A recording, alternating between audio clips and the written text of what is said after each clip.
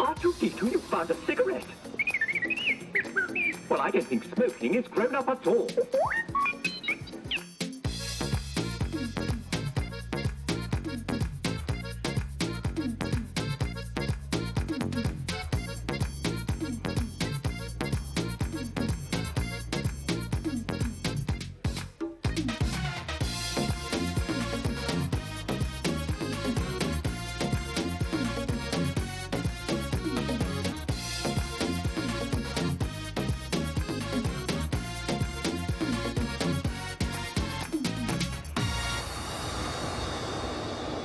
You may applaud now.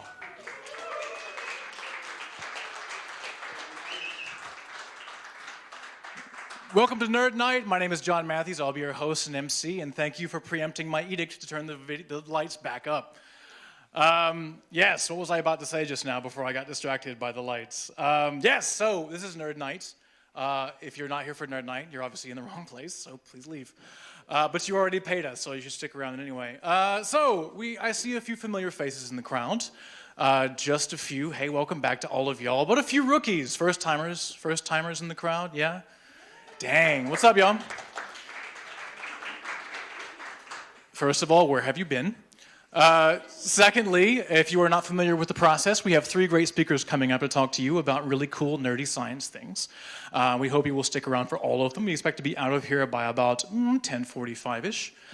So be here for a little bit, enjoy the talks, and enjoy yourselves. So we have a few things we want to tell you before we start with our first talk. That being that we have social media, surprise. We have Facebook, facebook.com/nerdnighttokyo, N-I-T-E, because we are cool.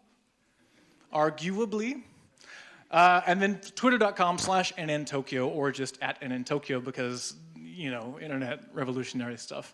Instagram? No, we're old people. And also, yeah, Instagram. So we'll be back here next month, by the way. If you are sticking around Tokyo, if you're not just passing through, please feel free to stop by and see us again next month. We will be here February 8th at Nagatacho Grid right here at our awesome venue, as per usual, with 3 amazing speakers. Come back and see us again. Good night. No, kidding. Yes, speaking of speakers, nerds in the room. Like, if you're a nerd, consider yourself a nerd. Deep knowledge of something that you think no one else would appreciate, probably. But you have this thing. Yeah, Karthik, I know you're a nerd, Karthik. I know that already. You have a hacker t-shirt on, or it's a sweater, actually. So, if you could, for example, put a PowerPoint or a video together, 20 minutes, more or less, data-driven, something interesting to other nerds who want to learn more about other topics, come talk to us. More specifically, come talk to her right here. Hands up.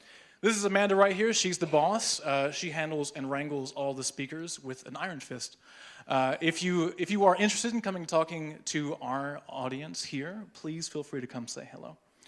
And I put my phone in my pocket, but I also forgot that it has all of my information on it, so I should probably pull it back out. By the way, next slide, please. Thank you. We have beakers, only a few left. Ian, how many beakers do we have left? We have 5 left. Barman Ian, ladies and gentlemen, has told us we have 5 beakers back in the back. They are 1,500 yen each. Please feel free to grab one as a piece of paraphernalia. Paraphernalia? Memorabilia? We don't care what you use them for, really. Just don't video it and put it on the internet, please. I've already done that.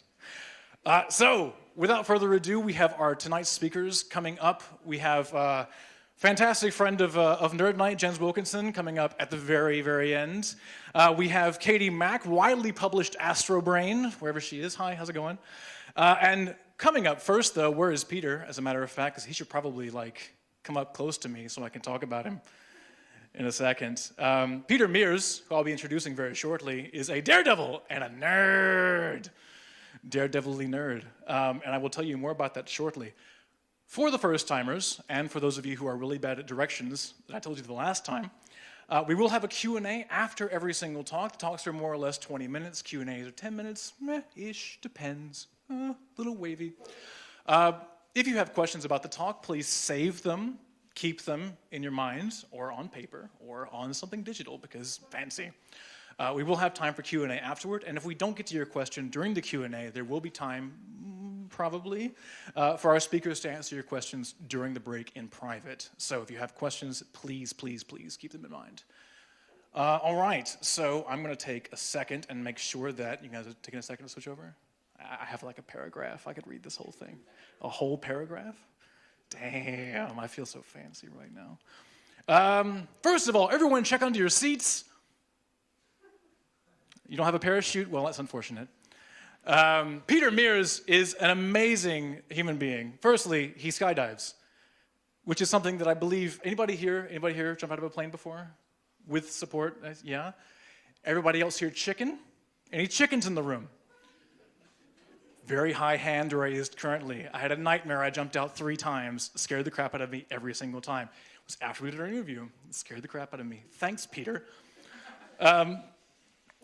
Peter is an Apple guy, knows his way around networking, all of the hardware, all the software. He knows all the things. But the reason why he is here is to tell us more about what a jump is like, including a bit of video footage, I believe. Is that included? Yes. So if you haven't jumped out of a plane and you're really scared of it, really, really bad, please try and stick around. But Peter, I will give a micro... Help? I didn't do it. Okay. That's it. I was going to give him the microphone. That was the thing. That was me.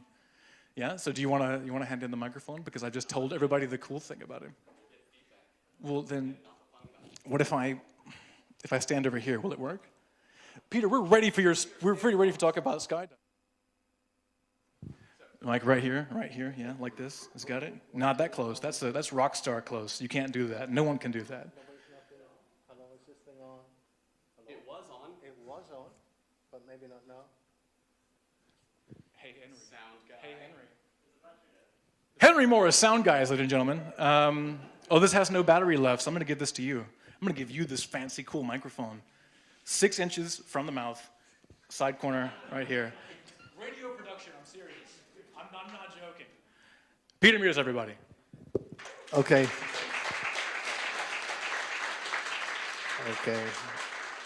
So, good evening. My name is Peter Mears. Thank you, John, for the introduction.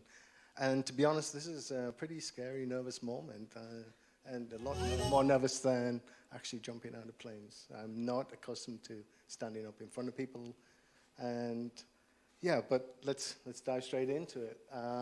This is where you'll find me most weekends. I head to Saitama, and I have 1,200 skydives. I have about 12 plus something hours in free fall.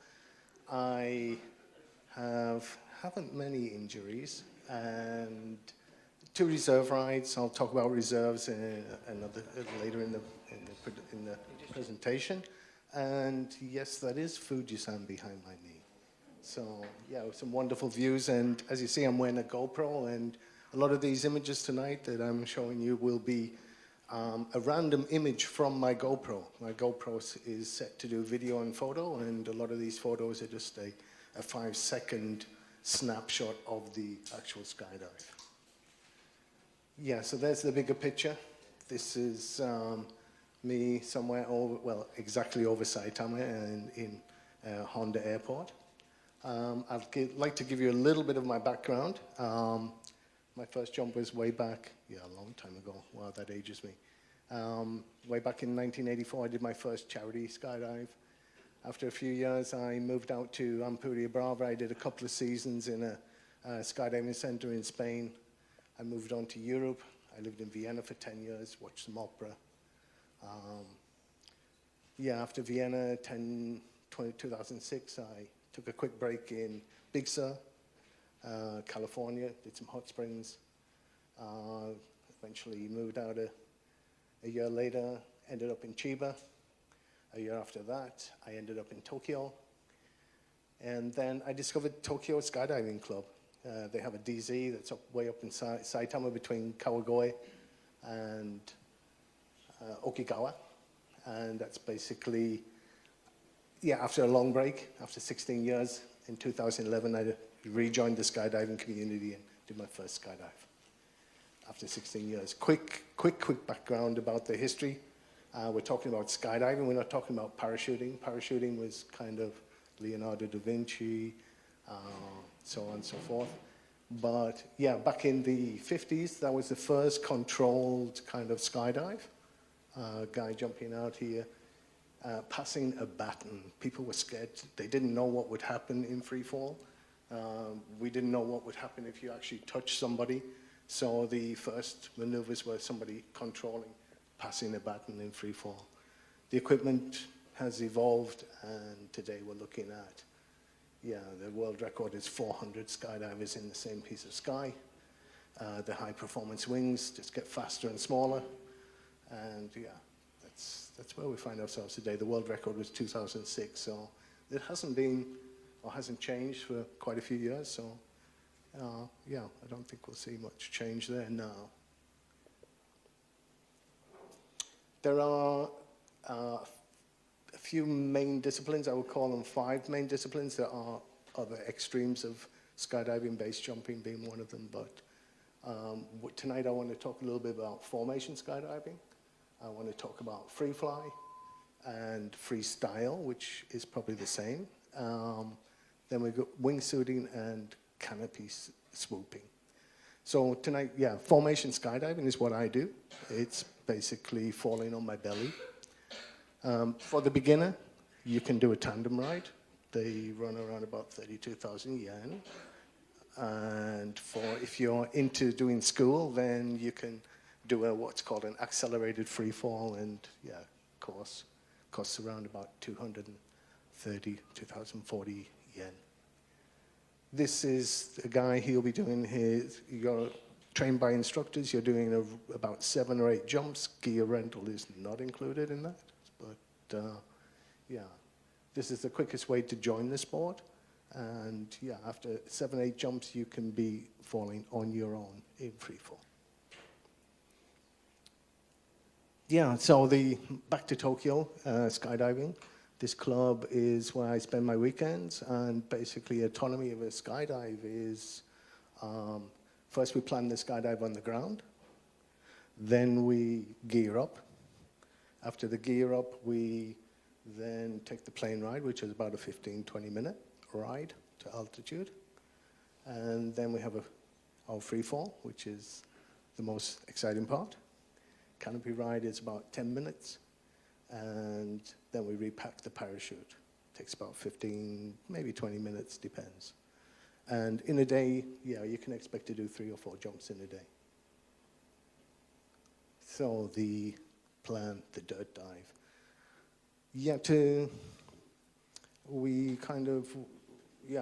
We're talking about body flight. Body flight is maneuvering our bodies in the air and building different formations. And so we can choose from, this is a 4-way example. We can actually choose or we can decide what we want to do, taking different positions, grips on legs, grips on arms. And so based on that, we can then take it to the ground. We get on trolleys, and we make it as realistic on the ground to build up muscle memory. This is quite a large group. You won't see that on a typical drop zone. This is for a larger aircraft, a lot more people. But we build in transitions, so you can see we're going from like the offset to the inter to the spinner. So this is all planned on the ground, and this is built into the kind of your muscle memory. So gear up. Let's talk a little bit about the gear, the parachute. What's going on? We have 2 parachutes. We have an emergency chute that sits above the main We have a main chute that's at the lower end, and the actual opener is below, so we're actually reaching backwards to open the actual parachute. So this has a onboard computer, a little automatic opener, so if we're actually still in free fall at an undesired altitude, it will actually open the parachute for us, the emergency parachute. Yeah. So the plane ride the best thing we can do on the ride to altitude is think about our dive, think about what we're actually doing. We memorize what we memorized on the ground, we're taking it with us to the sky. And yeah, we're going to 4,000 meters. That is Fuji-san in the background. So that's about 12 Tokyo towers. That gives us a minute in free fall. And that minute for a minute in free fall for the belly flyer, that's the frat fly, 220 kilometers, 60 meters a second flyer. The guy who's going head down doesn't get the 1 minute. It's about 45, a little bit less. So head down's a lot faster, and we actually have charts that will tell us all about the actual speed of a skydiver. Terminal velocity is what happens when we do not accelerate any further away. So we exit the aircraft, we build up speed to a terminal velocity, and there's no propellant on it, so we're not actually gaining any further speed. And I hope this gives us a little bit of an idea. So we have an exit point and we go down the hill, and as we accelerate down the hill, by the time we're at the bottom of the hill, we're at terminal velocity. Here's the stats. So you can see if we're exiting at 13,000 feet, and we've got a length of free fall, and we've got a length of time for the horizontal and for the vertical and for the wingsuiters. So everybody gets a little time, and this can help us calculate our time in free fall.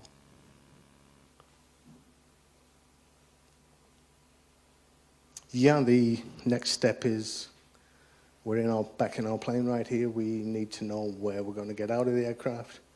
For that, we have people with heads out the door. We've reached our altitude of 4,000 meters. The door is open. We look outside the door and we make sure that we're in the actual area. We're not getting out over the middle of Tokyo or anywhere we don't want to be. So we ask the spotters to please get it right, because they will lose a taxi fare if they don't. But the aim of it is to actually get us inside this rather blurry picture. Sorry about that. We actually want to be inside, because we're an aircraft of 19 people, and they are normally built up of different groups. Then we need to be exiting. We need groups to exit at different intervals, so we all get a good chance to make it back to the drop zone. And here we can see the cone where it's an extreme area and the normal area. 2,000 feet is our minimum opening altitude. And from the side, it looks something like this. So as we're flying in our jump run along the runway, we can work out where we actually need. The determining position of the actual exit point is determined by the upper winds, the ground winds, what the aircraft, how the aircraft is actually flying, the attitude of the aircraft. Yeah, so we cut back the power. When we are at the right position, then we actually cut the power of the aircraft. We ask that the cut is given to the pilot. The pilot will then slow down the aircraft. And it looks a little bit like this.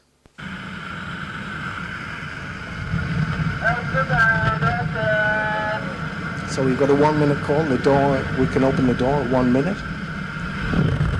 We're now at 4,000 meters. And these are heads out the door. These are the spotters. And the airfield is down there.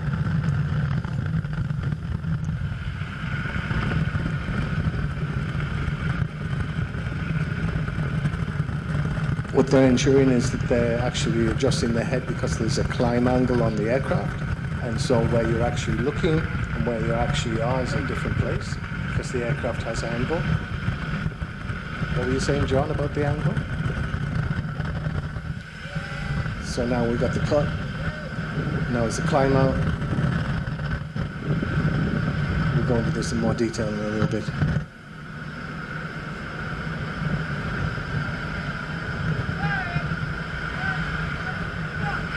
First group. And now they give enough time between groups, so the next group will leave.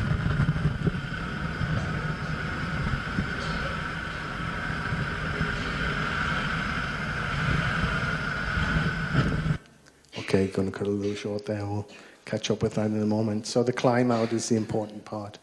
We're actually climbing outside of the aircraft, as you saw in the video, for the best results, or depending on what we're actually doing, we actually can be outside of this aircraft. There are steps, we have handles, and being outside the aircraft actually aids our skydive, the actual building of the formation a little bit quicker. When we actually exit here is we're on the hill, as it were, and it's normally steep. But after we get to the bottom of the hill, now we're really at terminal velocity. We're now using all our control surfaces. We're using our arms, our chest, feet, toes, everything to control ourselves and fly in the formation and relative to each other. You can see we're wearing an altimeter here. Important that we can actually see other people's altimeters. We know what height we are. We know exactly what speed we're doing. A few other formation pictures, Fuji-san in the background. Yeah, you can see the difference in people who have to adjust to get down to build the formation. You see the guy in the backs, got his head down, he's increased his speed. When everything goes right, we can look like that. Yeah, and the funny thing about free fall and skydiving is a lot of things work in opposites. So reaching doesn't really work, because when we reach, we're working with a bubble of air on our chest here.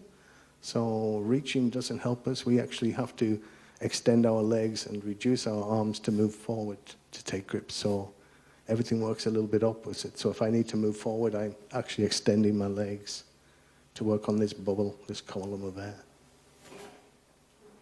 All good things come to an end, and so do skydives. It's time to move away into clear sky. It's time to open the chute. If all goes well, it starts to look like this. Would end up looking like that. With a little bit of trim, will look like that. So the canopy, once deployed, we're actually going through an opening sequence here. We start the deployment for 3,500 feet. We do a safety count we do a simple 1,000, 2,000 count. And that's basically, we keep that safety envelope. If nothing's happening after 2,000, 3,000, then we start looking for our reserve. Canopies, Ferraris and Volvos, load balancing, this is kind of a weight ratio chart. The Ferraris are the big guys who are jumping small canopies. The Volvos are the old guys like me jumping the bigger canopies. And this is all we're working with, a velocity, a drag, and a lift. Yeah, we have to make sure that we're looking out, making sure that we're in a traffic pattern. Here's our traffic pattern after opening. We make sure that we are coming down at a certain altitude, joining the downwind to base leg and to our target. And if all goes well, it should look like that, I hope. Again, so let's put that all together, and this is a more typical skydive.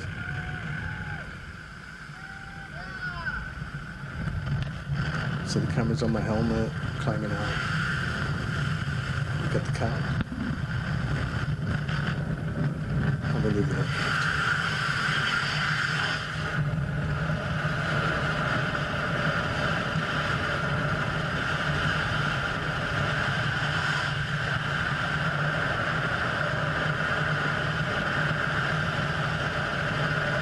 Now we'll be planned on the ground with snow to execute. You see the shake? It's because we can't speak. Everything's keyed.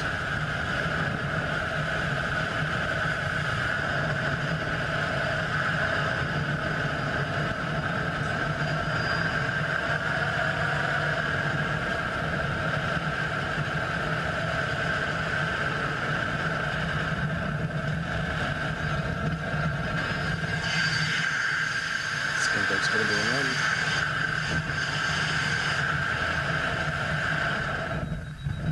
It's our audible. Okay. So the canopy's open. Trim the canopy, make sure we're in the right area, and stay clear of each other. Trim the parachute.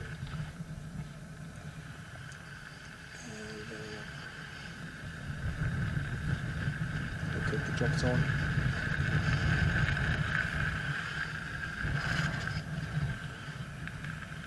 Okay, I'm going to speed this a little bit up. I think we're going. You don't need to see my whole canopy ride. Start speeding up any moment now. Yeah, that's the Saitama countryside. It's full of rice fields. Not really much to say. You can see Tokyo and Yokohama on a clear day, and Fujisan we can see pretty much every time. Coming into the last 500 feet of the canopy ride, and that H target is kind of where I'm aiming to be. And I don't think I got there this time.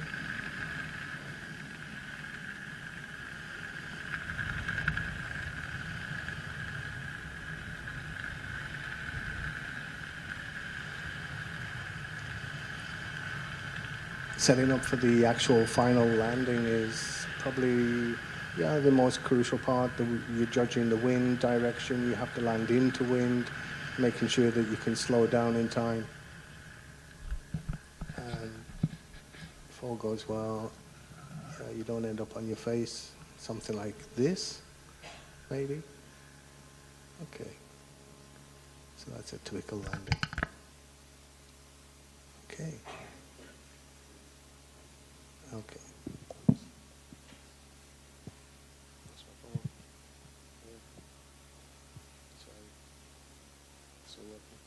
Yeah, I just want to share a few images from my GoPro that, so these are all random captures, head downs, feet first, head first, any which way. Lots of Fujisan pictures, lots of fun in the summer, t-shirts and shorts. Yeah, anyways up. And some exciting photographs. And that last one is my shadow. Right on the corner. Okay, thank you very much for your time.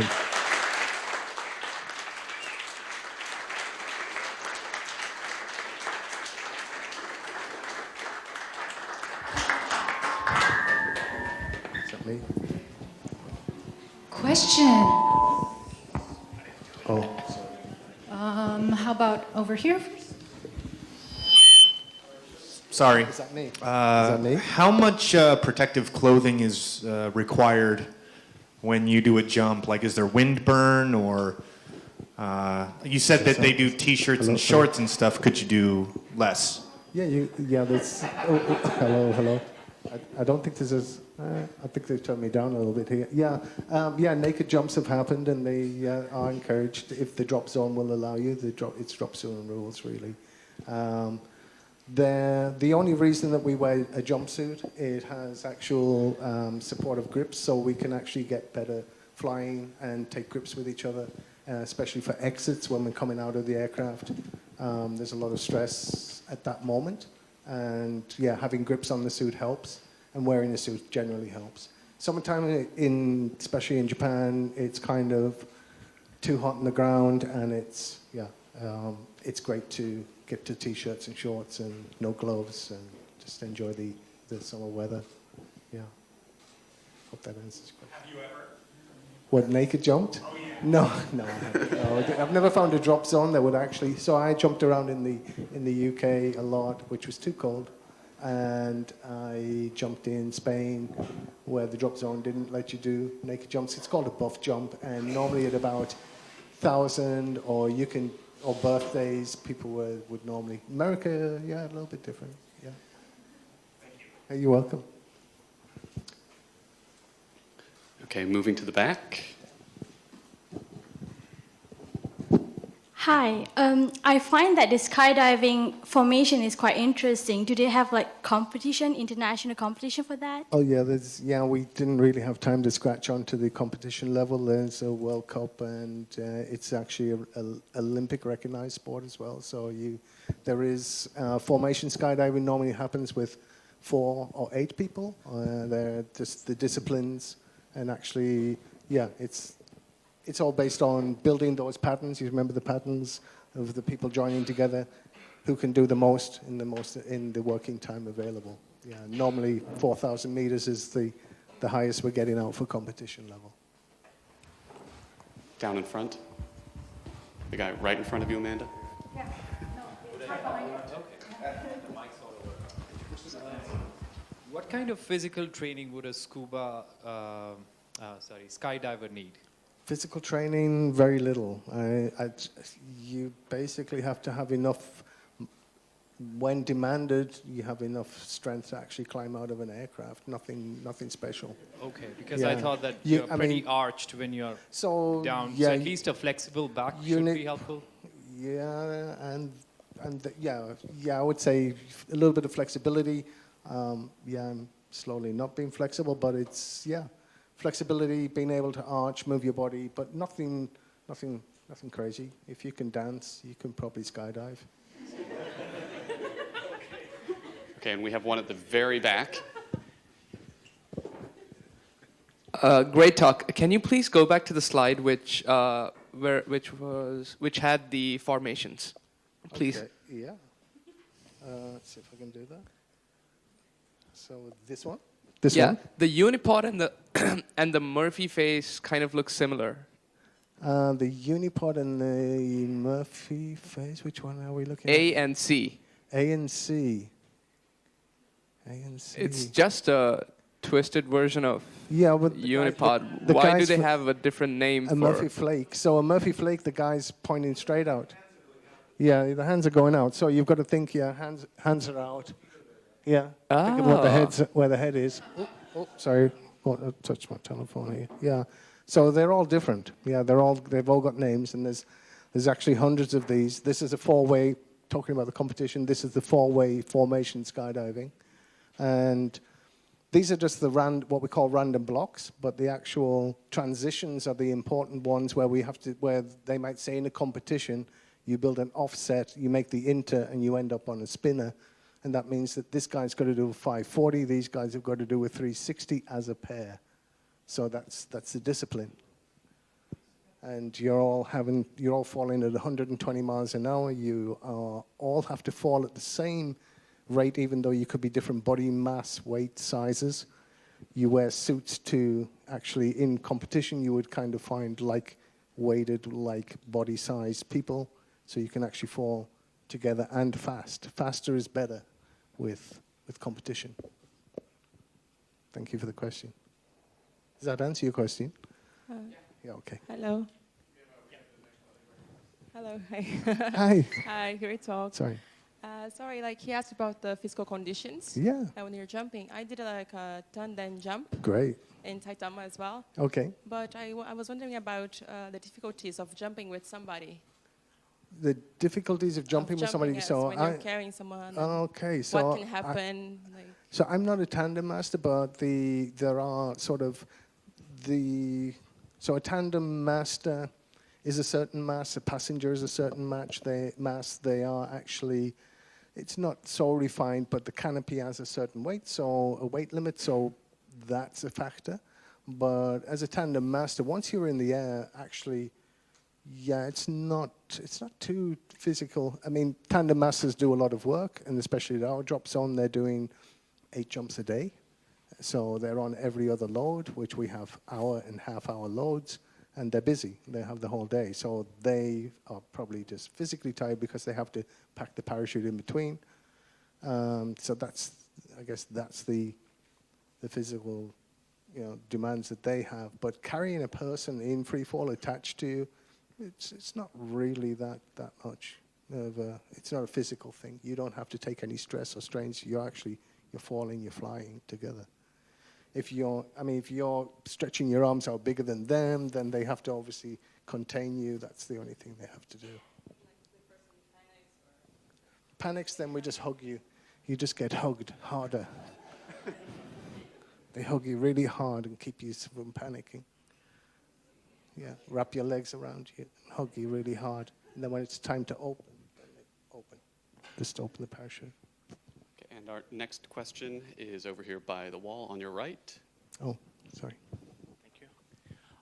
So since you're on this slide, I want to ask, what are the difference between the simples? Like I see there are like almost 4 different type of parachutes, one with the dot, one with a cross, one with a diagonal. Okay, the dot is just identifying that person. That person, if he has to, so that person must end up in this position. It's just identifying the person that needs to be there. Yeah, number So 16. you can see that these two guys have both got dots and they need to be in that position, not in the other position. It might be an easier turn to get into that position, so they stipulate which person has to be where. It's just that's Thank all you it for is. clarification. Actually, my question is, when people are diving at the terminal velocity, the breathing, how difficult it is, especially for like beginners. When I saw the pictures of the divers, they didn't have any masks to deliver the oxygen. So No, we don't have oxygen. No, oxygen starts after 15,000 feet. We're only getting out at 13,000 feet, so there's no need for oxygen.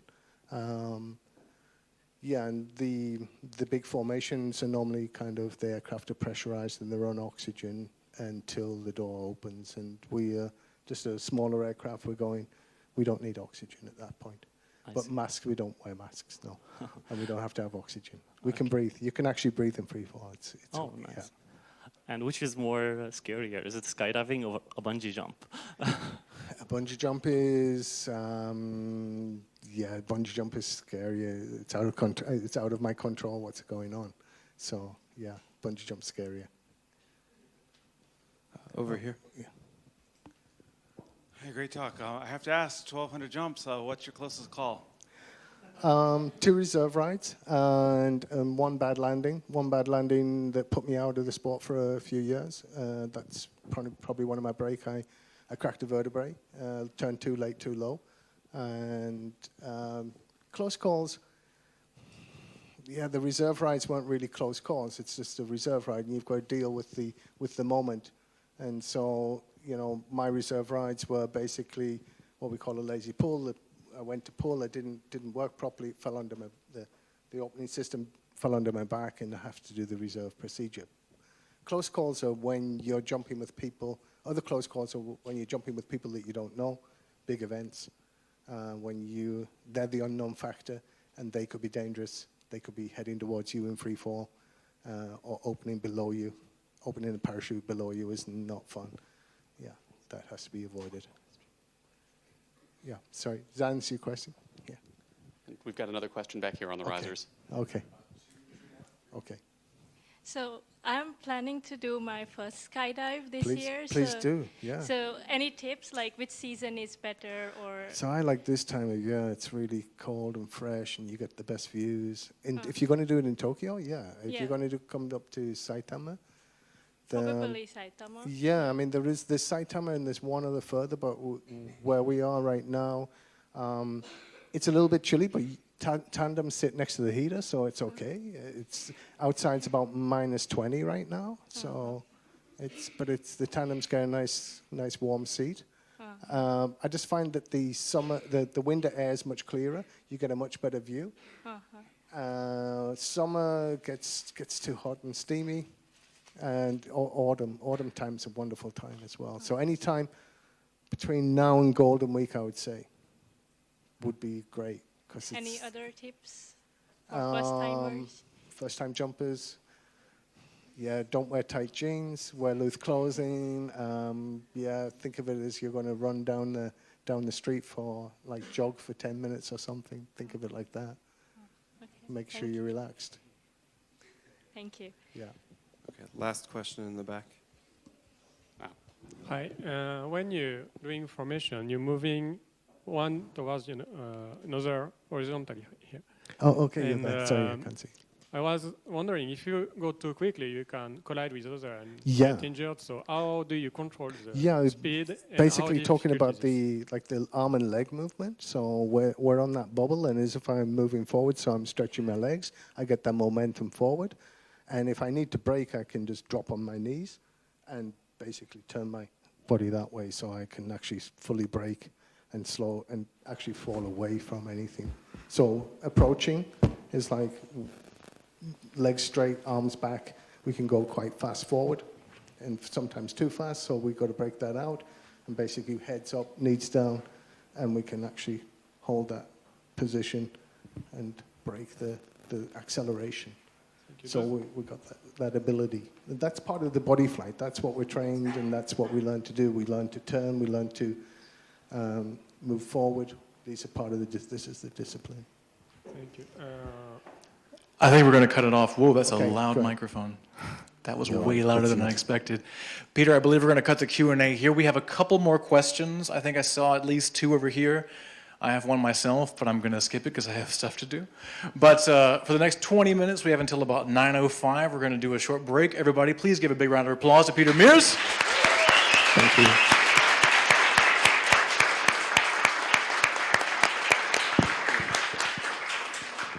Only you could keep your cool for 1,000 and how many jumps again? Christ. It's Anyway, 20-minute break. We'll see you guys in that amount of time. Thank you very much for coming out. We'll see you very shortly. Thank you.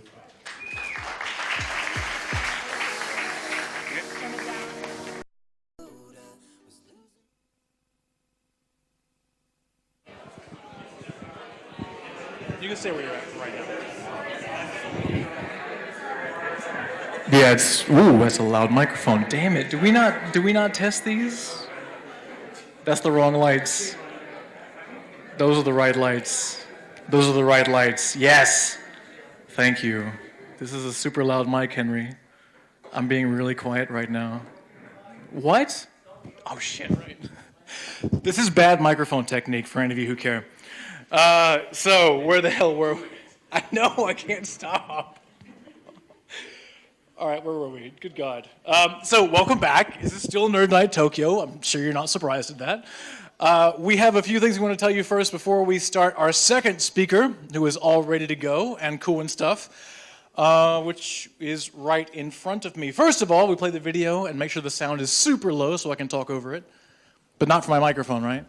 So, you might have noticed we're in a pretty cool venue, right? Co-working space, Tokyo. I mean, Tokyo is full of great places. Keep that volume low.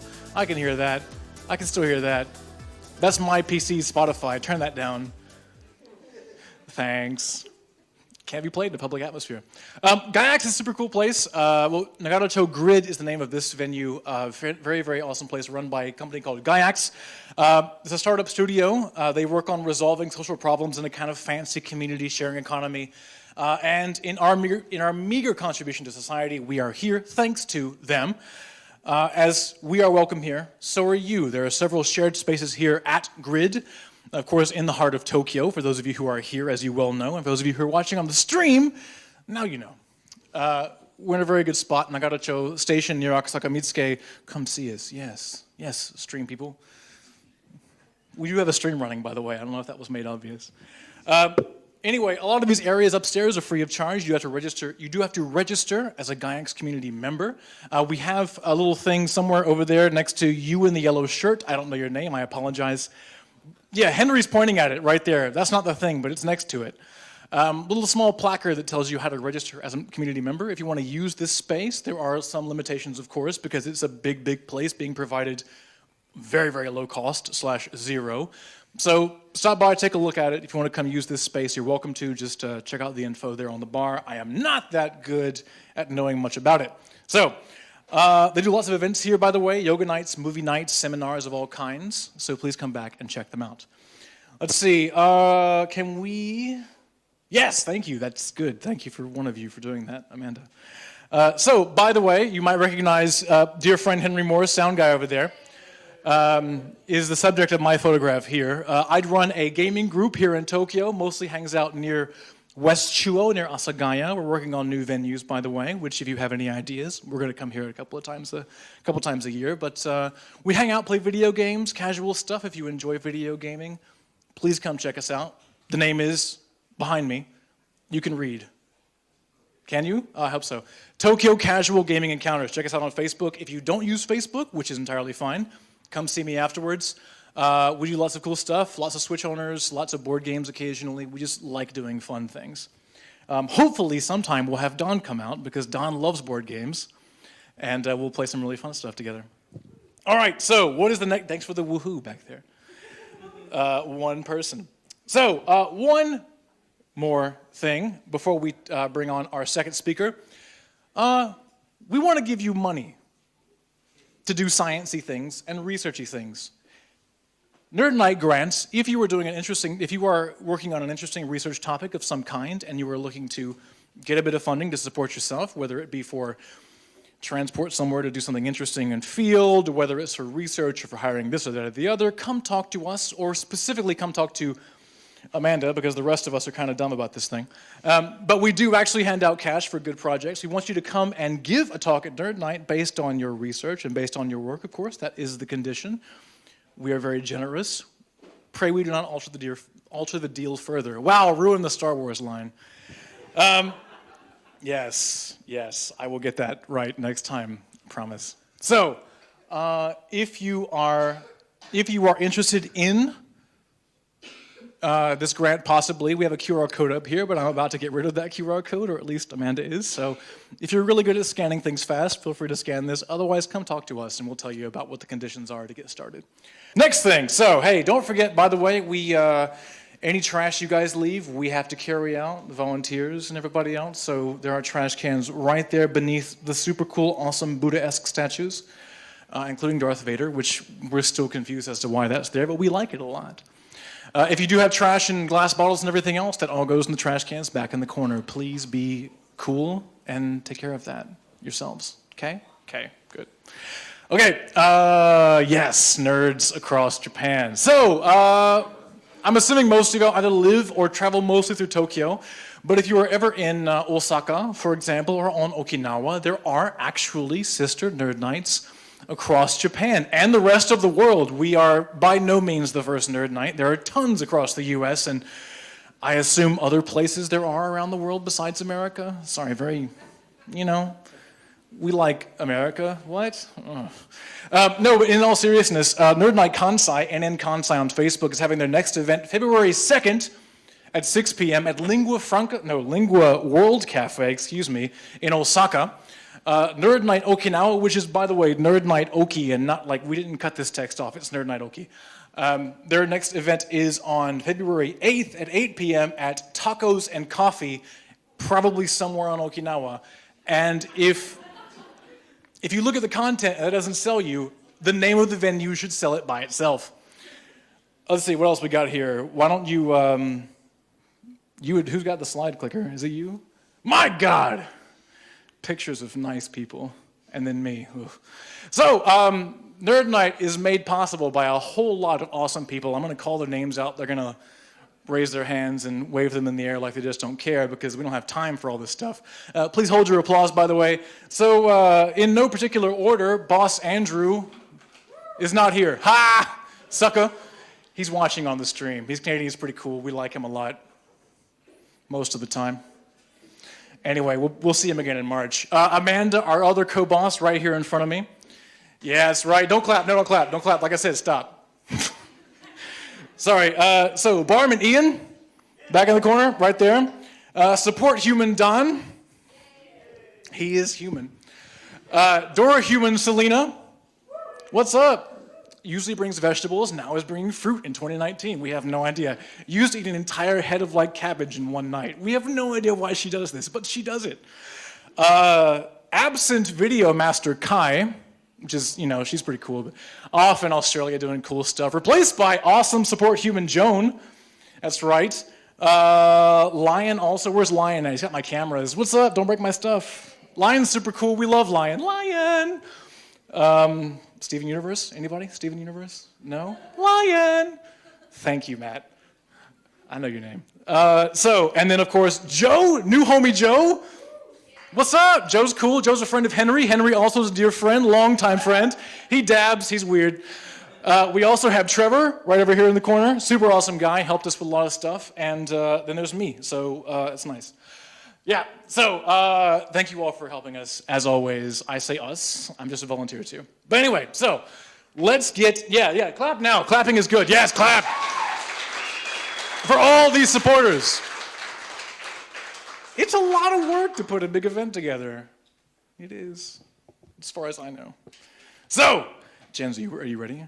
We're not going to go into you just yet. I have to talk about it, and then we play that thing, and then we go on. Kaplapatuk! No, not yet. His intro is not Victory Coward in Klingon. Massive Star Trek nerd here, but not more so than dear friend Jens here. Just a few little factoids you should know before this talk starts. There have been more than 700 artificial languages created. Why? To what end? Questions to be answered. And we're going to violate, as you may have noticed, some more copyright law this evening.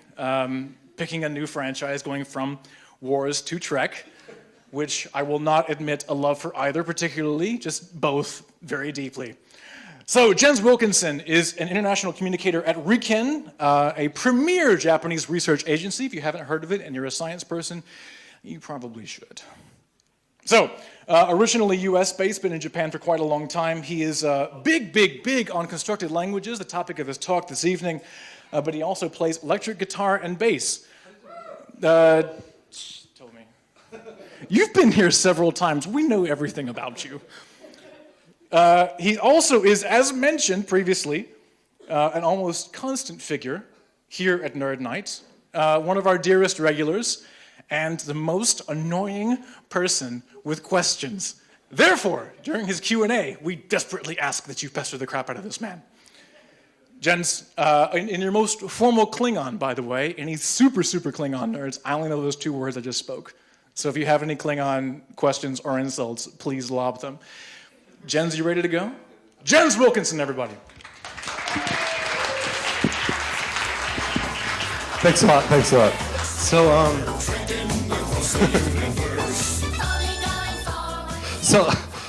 So John stole my joke already, but what I was going to say is that I really didn't want to give the presentation tonight, but Amanda and John said, you have been asking too many questions and it's unfair that no one can ask questions of you, so you have to find something to talk about. So I thought, and I figured this is something that I can talk about because it's kind of nerdy and it's something that I like. My daytime job is to work at RIKEN as a science communicator, which is where Amanda and Don both work also. But in addition, as John mentioned, I'm into progressive rock and I play bass and guitar. And I also am into invented languages, constructed languages. Okay, so I wanted to just ask a question to you guys. We used to do quizzes. We don't have quizzes anymore. But still, does anybody know any constructed languages? Esperanto. Okay, Esperanto. Any other ones? Most of the languages in Lord of the Rings. Okay, the Lord of the Rings, like Klingon, right. Okay, so those are some of the languages that I'll talk about. We say constructed languages. You might say, why not artificial languages? I was sort of thinking. I guess we don't say artificial languages because if you think about it, all languages are artificial because all languages are made by people. So constructed basically means a language which didn't evolve within a community, within a country. It's something that a single person usually sat down and said, this is the language that I'm going to make. And there's a bunch of different kinds of languages, and we have art languages, logical languages, auxiliary languages, Euro languages, world languages. And I'll go through a little bit in my talk about what all of those mean. But first of all, the question I asked is, why create your own language? And this is where I use the different franchise than Katie was using, to boldly go where no man has gone before. And this is what I originally said. In the next generation, they properly changed it to where no one has gone before. So this is both sexist and splitting the infinitive, because it should say to go boldly, according to grammar teachers. But of course, that's kind of stupid. It sounds better this way. Okay. So I wanted to start also with an admission that I actually don't speak any constructed languages myself. I don't speak Esperanto. I don't speak Klingon. I just, not even Klingon. And Klingon is probably the most famous constructed language now. Esperanto is famous, but Klingon is probably more famous. And I'm going to show a clip that shows someone actually speaking Klingon. Oops, the sound's not there. It should be. So maybe we can start that again. Did that guy just say revenge is a dish best served cold? Now fetch me Will Wheaton. Botosh beer, jabluti red, Did that guy just say revenge is a dish best served cold in Klingon? I believe so. What is wrong with him? Everyone has a different theory. All right, so this is Klingon. This is an art language. So art languages are languages which are made for artistic reasons. And for example, Klingon has a very rough sound. When you hear it, it's all full of and so there's the idea that that's what Klingons, they're mean people, and so they should sound that way. Some of the other ones, someone mentioned the Lord of the Rings. So Sindarin and Kenya are two languages which were made by J.R. Tolkien as part of the Ring, and he actually put a lot of thought into his language. Dothraki is one which was made for Game of Thrones, which I'm not a fan of at all, but apparently it's well known that way. And Na'vi was a language that was made for Avatar, which was also a movie. And a lot of these languages actually have been developed by people who made proper grammars and vocabulary, dictionaries to do it. Just a couple. So this is just something that is my own kind of thing that I wonder about. Why is it that when the people talk about Klingons, that all the Klingons speak the same language?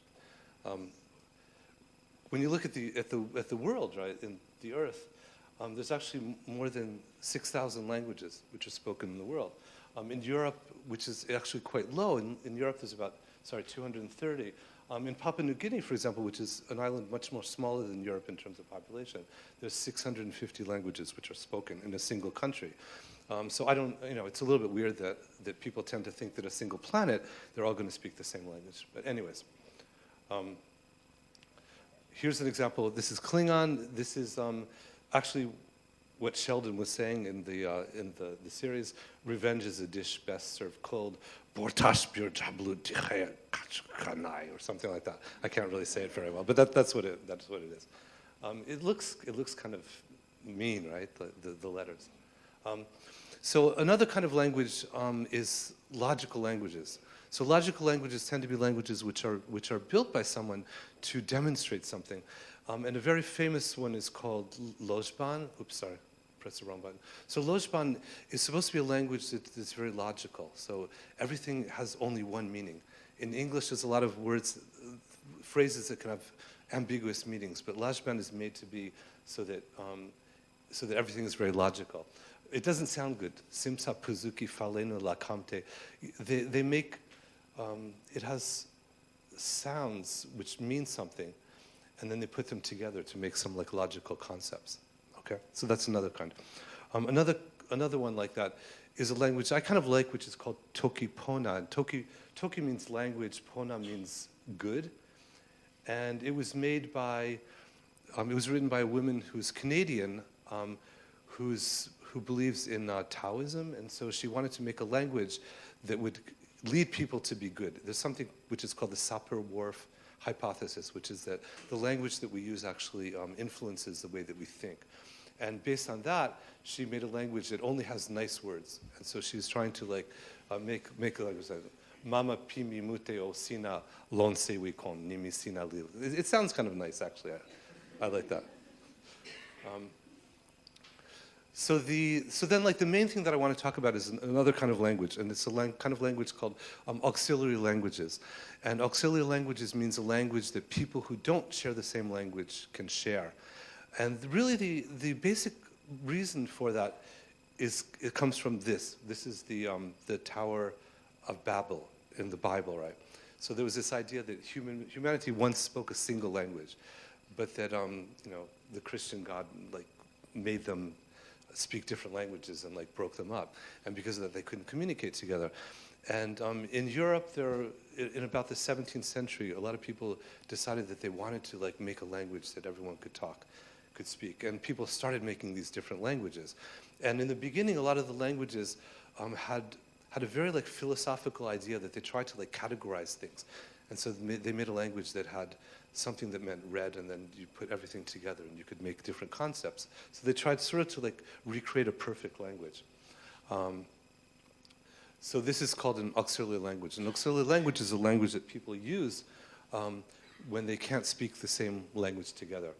And some examples of auxiliary languages are English and Esperanto, which someone mentioned it, and then another one that I want to talk about a little bit later, which is called Neopatwa. And there's a reason that that language is fairly dear to me, and I'll talk about that, why. So one of the reasons is if we need an auxiliary language, why not use English? Why use something like Esperanto? And the reason that I think that we don't want to use English is fairly English language imperialism. I've had situations actually myself where I was at a conference and the native English speakers had a sort of advantage in like speaking because we could understand everything that was going on, whereas other people had a disadvantage. They tried to like follow on, but it's not always easy. And so a lot of people feel that it's better if people could use a language which is not the native language of any of the people. And so people have come up with ways to do that. And so these are called auxiliary languages. Some of them are Euro languages, which are based on European languages, and some of them are world languages based on world languages. The most famous by far of the auxiliary languages is Esperanto, which was made by a Jewish-Polish eye doctor in the late 1900s. 1887 is when he published his first book on it, which is called Esperanto. And Esperanto is very widely used. I think that they say that there's 8 million people or something who can speak it. And there are actually even people who were born into families which spoke Esperanto. And so there are actually native speakers of Esperanto. A couple of others are a language called Interlingua and Ido, which Ido was actually made by people who were dissatisfied with some of the elements of Esperanto. And so they tried to make an alternative version of it. So when you're making an auxiliary language, some of the things that you really have to think about, which are, for example, the phonology of the language. So how hard is it to pronounce? What sounds can you make? You can use P, should you use B, should you use F? Because like some people have problems with those kind of things. Another issue is the vocabulary. A priori means that you make up your own words. A posteriori means that you use words from existing languages. A lot of the early languages, like in the 17th century, people actually used, they made up their words. There's, for example, people had really crazy thoughts. There's a language which is called sol re sol, and it was based on musical notes. So a different musical note would have a different meaning, and so they combined musical notes together, so you could actually sing the language, which sounds weird, but somebody actually came up with that idea. Most of the languages now are a posteriori, so they use words from existing languages. Esperanto, for example, is that way. Then the other thing is the grammar. One of the things about Esperanto is they tried to make a very like regular grammar. So, for example, all nouns end with O, and all like adjectives end with E, for example. So it's very regular that way. One of the things that I never liked about Esperanto is that your name has to end with an O. So if my name's Jens, it would have to be Genzo, and I'm not really sure that I like that so much. So there are little things like that. So when you're making these words, this is something I'll talk about a little bit later with regard to a certain language, but how do you find the words that you're going to use? With Esperanto, they mostly took words from certain European languages. For example, Polish, Yiddish, maybe German, some English. Some other people take words from major languages, so they try to take words from different languages around the world, Chinese or something like that. Another possibility is to use words that people know a lot, and that's what I'll talk about a little bit later. Okay, so that's where I want to come to the last part of my talk, which is about a language which is called Neopatois. And the reason that Neopatois is dear to me is because I wrote it, because that's my language. Plus, it's the best one. So the idea that I had with Neopatois is it has to do with this. When people are doing bargaining in markets, they tend to use certain languages. There's a kind of language, I'll go back to this slide. There's languages called pidgins and creoles. And a pidgin is basically a language that people who don't have a native language mix words together. So you see this in different places, and I'll show some examples. But people, they just use words and they try to communicate, and you come up with these languages which don't have a proper grammar the way that we think about it. A Creole is a language which was based on a pidgin, but people ended up speaking it as a native language.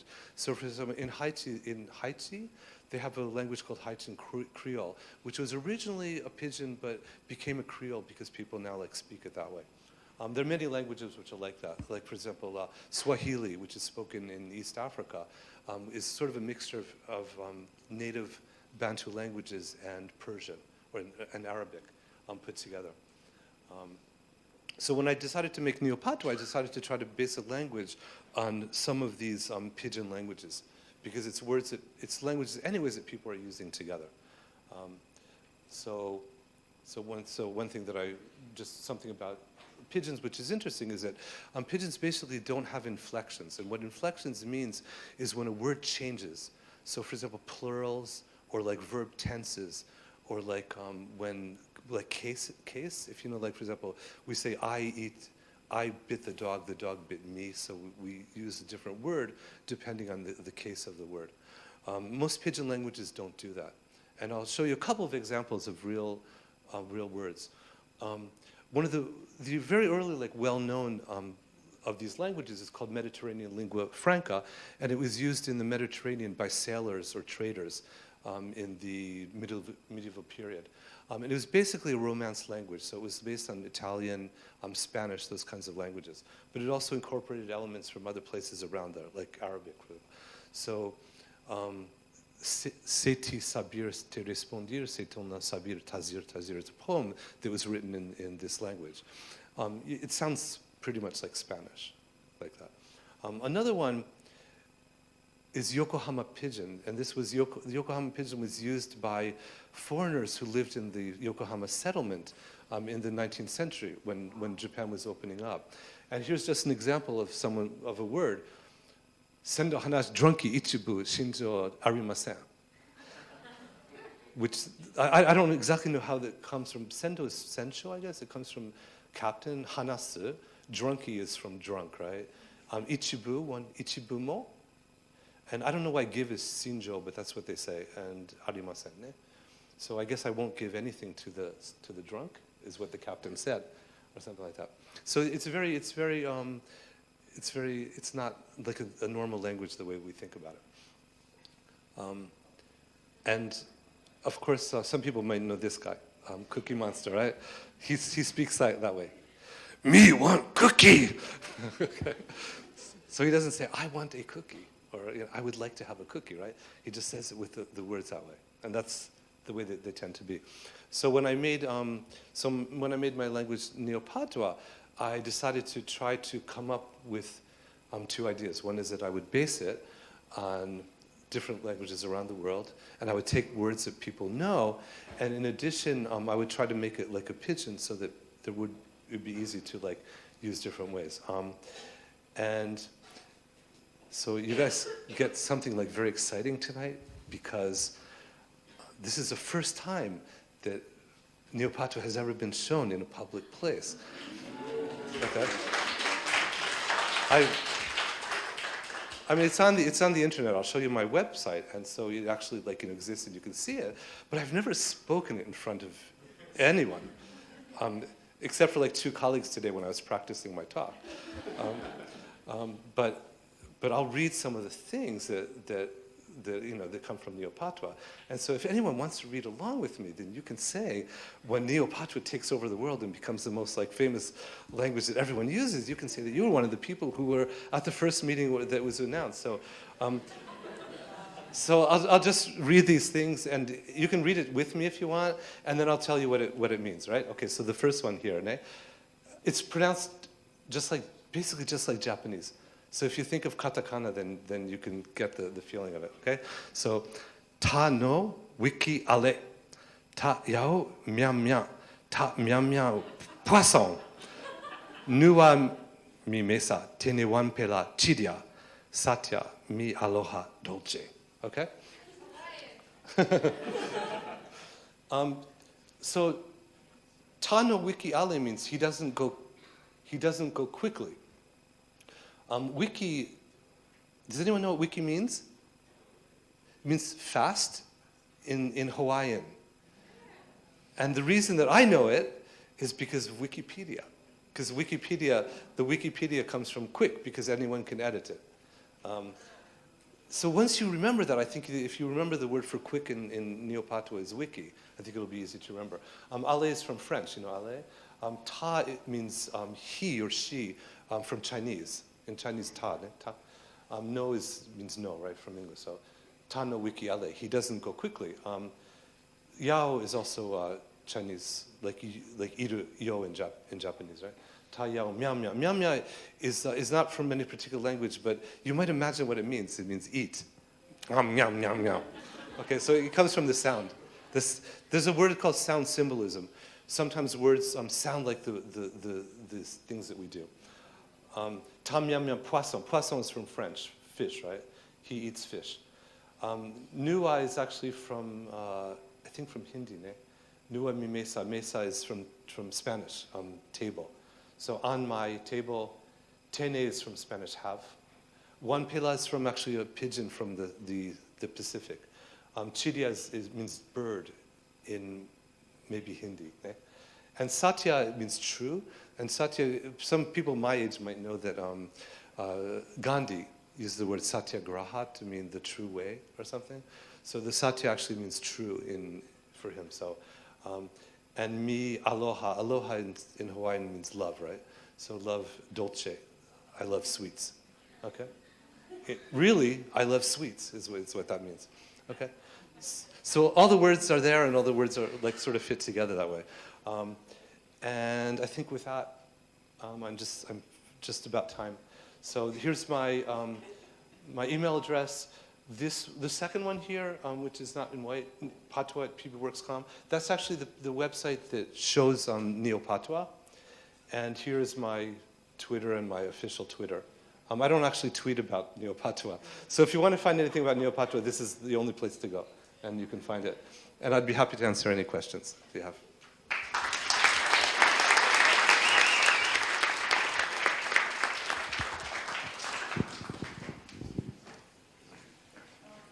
We have one very enthusiastic hand on the risers. Okay, and then maybe Logan, number 2.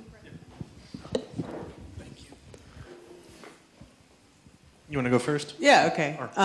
So I know that in studying linguistics, Papua New Guinea is one of the most linguistically diverse places in the world. And so can you just talk a little bit about how it got so linguistically diverse? Okay, so I think that I'm not actually, I'm an applied linguist. I'm not a theoretical linguist. I'm a translator by profession, like an editor and a translator. So I consider myself an applied linguist. But my understanding is that it's not that it became that way, but probably that Europe unbecame that way. That probably all societies originally had many languages when people were living in villages. And as the nation state grew, that it actually decreased. So I think it's probably more that way. That probably Europe, once had many more languages, but that the number decreased, I would guess. Okay. Okay. All right. I have a couple questions, but I'll just do one. Okay. You're welcome. Excellent talk, thank you. But what other types of universal languages might be able to exist that are non-verbal? Like, for example, a universal sign language, or are there any other kinds of possible languages that have been made or that you've So actually, there's one that I'm really interested in. Someone else gave a talk about it, and unfortunately, I wasn't able to see it. But I find, so this could be a subject of a completely different talk, right? But when you think about writing, writing adapts to situations, and we used to write using like cuneiform letters, for example. Like in China, they use kanji. We gradually moved into using pronunciation-based letters. But I think like emoji, right? Like now that we've gone back to like, everyone has an iPhone now, that if you can communicate using pictures, that I think that that's a really interesting way for like a sort of artificial language. Like a meme language. Exactly. So like, me, like everyone knows like happy. Happy is a smiley face, right? A glass is, you can show as a glass. It's harder to make like some concepts. Like how do you say like, how do you make an emoji for abstract? I don't know. But I think it would be a real issue, an interesting thing to do. Okay, thank you. Okay, sure. Yeah, so from the examples we've seen so far, a lot of the constructed languages, they use like, alpha syllabary systems, basic alphabet-based systems. Are there any that use like pictographic systems? Like we have, as mentioned, kanji-based systems or something like that? Yeah, there is one, and I forgot what it's called. I know of one. I know of a language which is based on like pictures, where they have like pictures which show different things. And it may be a writing system. Obviously, there are people who have written artificial languages which are not using Roman letters. There's ones which are probably have used, for example, kanji. But I don't really know of, there may be some, right? Yeah. Next question is for you, Jen. Hi. Yeah, I get to ask a question. I'm actually pretty curious about your language, Neo-Patois. So you said that there's a mix of other languages, and we've seen the languages you bring in. When you're speaking it, I guess that's your opinion, right? But when you're speaking it, is it more accurate to be as close to the pronunciation as where it originates? Or is there a different way to pronounce it, although it's written to be from other languages? Yeah, so it's a second, because, for example, right, in English we use like the, and the TH sound is very difficult for people who are not native English speakers to use, so you would want to use more, if we use that, incorporated that, we would want to say like za or ta or something like that. So I would say that you don't, or for example in Chinese they use tones. So you wouldn't want to like force people to use tones, because most people who speak other languages can't do it. So it's more a pigeonized version of that sound. So it's based on the original, but it wouldn't require you to try to speak it the same way. Okay. Next question, over here to your left. Yeah. Hello. Hi. I'm wondering if or how the conlanguaging community of creating brand new languages, if there's any interaction between efforts to conserve and preserve native languages from traditional First Peoples around the world. Yeah, that's a really interesting point, and it's a difficult point, because I think that there is an argument that, for example, the people early on who wanted to make an auxiliary language that everyone would use around the world would be accelerating a process where cultures are lost. Most people who are working in Conlanging don't think about that, I think. I don't really know of any tie-up between it. There are people obviously like who think about that, think about what, but people could make an argument that having a language like Esperanto means that people can keep their own native language and communicate with others using this language. So it's sort of an iffy thing, because I think you could argue it both ways. You could say like if it remains that way, then it will help to like preserve them.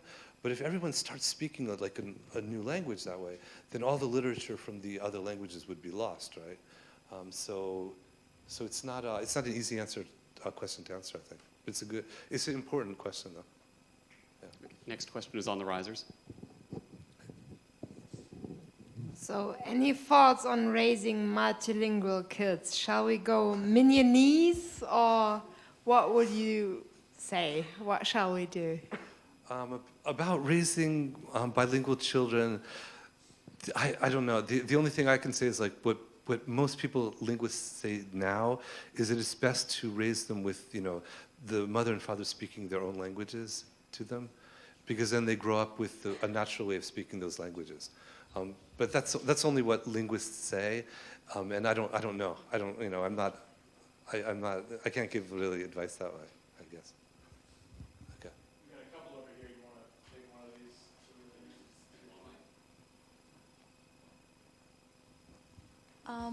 So if there is a dictionary, somebody I'm assuming a group of people decided that this is going to be earlier if you look at English or other languages like Hindi and the rest of them. How do new words keep getting made? Like, obviously there was a time that there was no internet, there was a time there was no...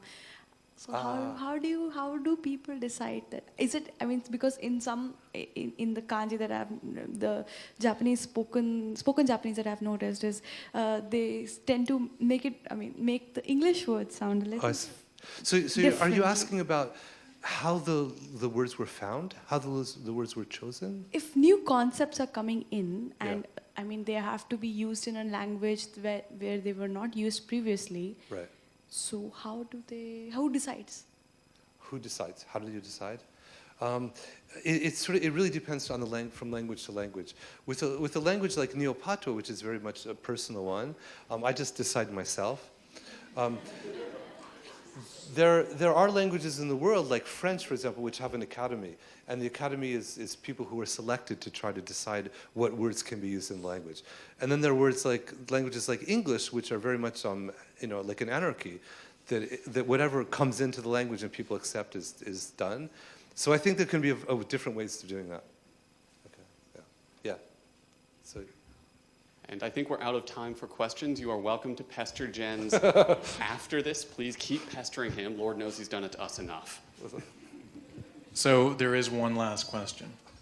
We all know that revenge is a dish best served cold was referenced in Star Trek.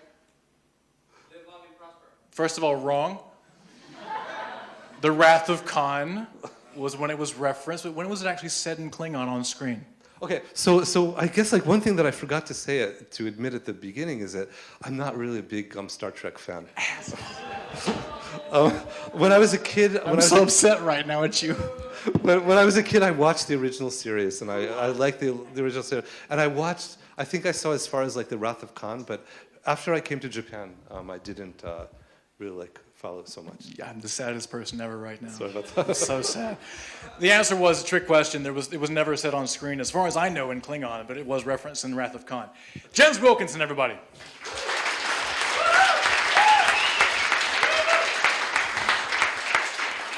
So, like all good venues, we have closing times, and we have to get the hell out of here. I want to say thank you all for coming out. We'll see you again next month on February the 8th. I knew that. Right here in Nagatacho Grid. Please come back and see us. Jens will be around for a little bit. Please be out of the building in the next, let's say 5 minutes. Because we have to be too. Out front, we'll be hanging out a little bit. Please say hello to us before you leave. We'd love to have you back again sometime soon. If you have questions about becoming a speaker or any of that stuff, please feel free. Thank you all for coming. And am I missing anything? Nope. Have a good night.